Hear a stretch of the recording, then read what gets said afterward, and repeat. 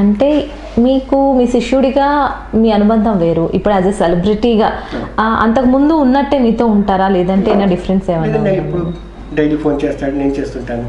ఇప్పుడు ఎలా ఉన్నారు సార్ లేదు, అలాగేం లేదండి. చాలా మంచి, అంత పేరు రావడానికి కారణం అతను మంచితనం కూడా ఉందండి.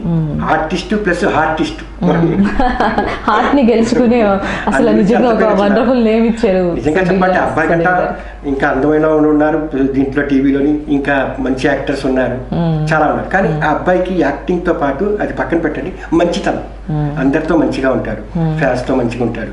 కొంతమంది నేను చూసిన పేర్లు ఎందుకు దగ్గరికి వెళ్తే కొద్దిగా బిజీ ఉన్నాను అలా అంటూ కూడా విన్నాను చాలా మంది. అలా ఉండదు అబ్బాయికి, ఎవరైనా సరే కలుస్తాడు.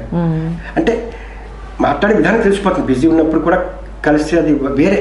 అది మీ దగ్గర నుంచి నేర్చుకున్న విద్య అంటే మీ పేరు నిలబెడుతుంది. ఎలాగైనా మీ పేరు చెప్పుకొని ఎక్కడికి వెళ్ళినా ఏ స్టేజ్ షో చేసినా మీ పేరు చెప్పుకుంటున్నారు కాబట్టి మీ ఫీల్ ఎలా ఉంటుంది ఆ టైంలో? చాలా హ్యాపీగా ఫీల్ అవుతాను, ఎందుకంటే అది అబ్బాయి కష్టపడి పైకి వచ్చాడు కాబట్టి చాలా హ్యాపీ ఫీల్ అవుతాను నేను. ఓకే.